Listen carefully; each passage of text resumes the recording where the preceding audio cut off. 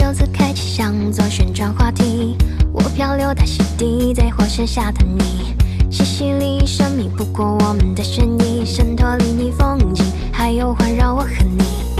一起写着环球梦游的日记，星期几天气，身边总有你。旋转南北极，心动的引力，海一像泡泡从你手里飞起。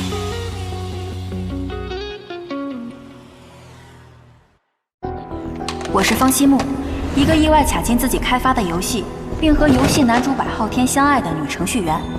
为了阻止百浩天被坏人控制，我再次进入游戏世界。无论付出什么代价，我都要让我爱的人好好生存下去。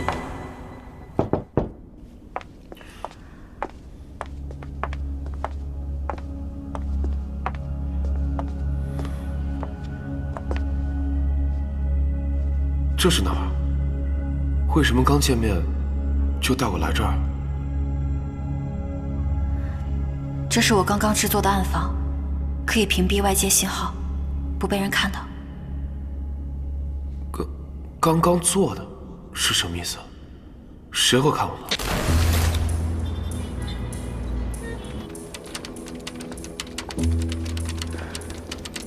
怎么样了，唐乔？哦，西木已经登录游戏，一切正常。我刚才通过后门植入了木马程序，他在游戏里是一个能够凭借外界信息的暗房。西木会把百浩天带到那里去，以免被人察觉。好，我一会儿就得把项目控制权移交给申清了。你记得，西木一出游戏，你就把虚拟专用网和所有数据全部清除掉。哦，现在只能尽量延缓被他们发现的时间了。我知道你一定有很多话想要问我，但是现在情况危急，留给我们的时间已经不多了。接下来的话，可能听起来很疯狂，但是为了救你，别无他法，请你一定要相信我。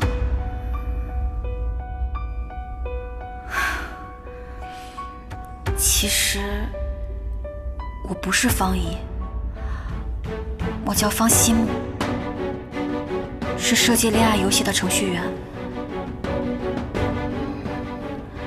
这里的一切，就是我参与开发的一款游戏，而你就是这个游戏中的男主角。你说我是游戏人物，是什么意思？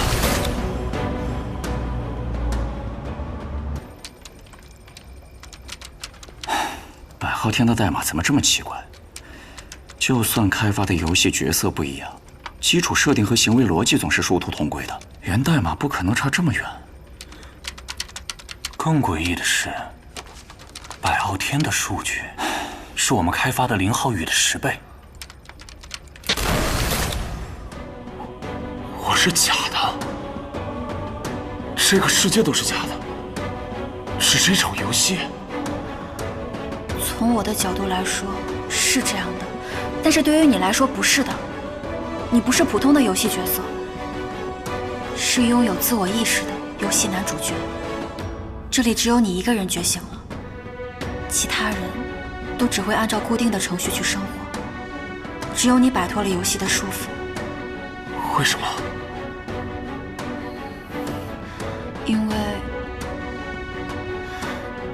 因为我擅自修改了你的游戏源代码，还把另外一段代码用在了你的身上，导致系统紊乱，你也产生了自我意识。你的说辞太荒唐了，我不想听。我说的一切都是真的。白浩天，12岁，父母分居，因为经常会被父亲拉到房间里暴揍一顿，从而患上了幽闭恐惧症。但你从不对任何人说起。我了解你的一切，因为你就是我们设计出来的。够了！为了证明这些荒唐的说辞，你居然调查我！我不需要调查你，这一切都是提前设定好的。我消失的那天，一点痕迹都没有，就好像从来都没有发生过任何事情。还有这间房子，你不觉得奇怪吗？因为这一切就是我用代码敲出来的。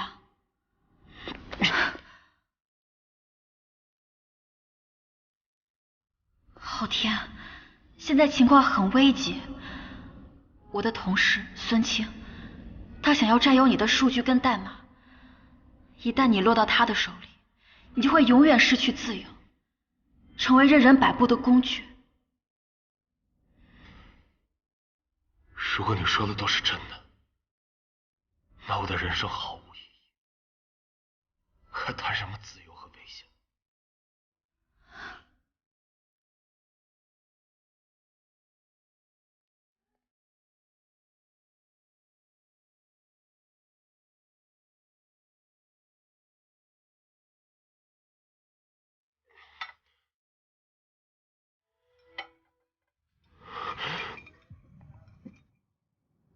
这里的一切，就是我参与设计的游戏。我消失的那天，一点痕迹都没有。白总，您说的这一切真的没有发生过？就好像从来都没有发生过任何事情，你不觉得奇怪吗？如果这一切都是假的，我算什么？我存在的意义是什么？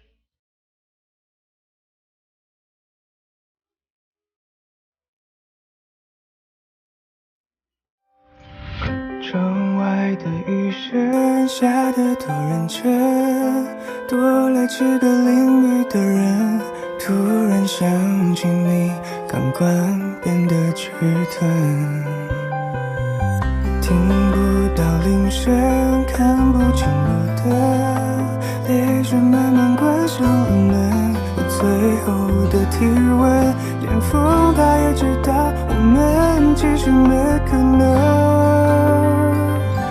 你一定要幸福，我选择退出，时间在倒数，最后的落幕，你我的故事已经结束，你要好好走完这段旅途，我们都会幸福，学会了知足，你的世界会有人闯入，继续等待，会等到下个日出，这段故事会被你我记住。你说了再有开始的可能，可我们终将不再是我们。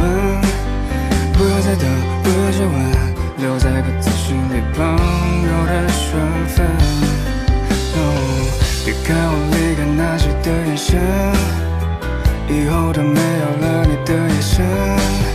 关于你我就让时间封存。听不到铃声，看不清路灯，泪水慢慢关上了门。我最后的体温，连风它也知道我们其实没可能。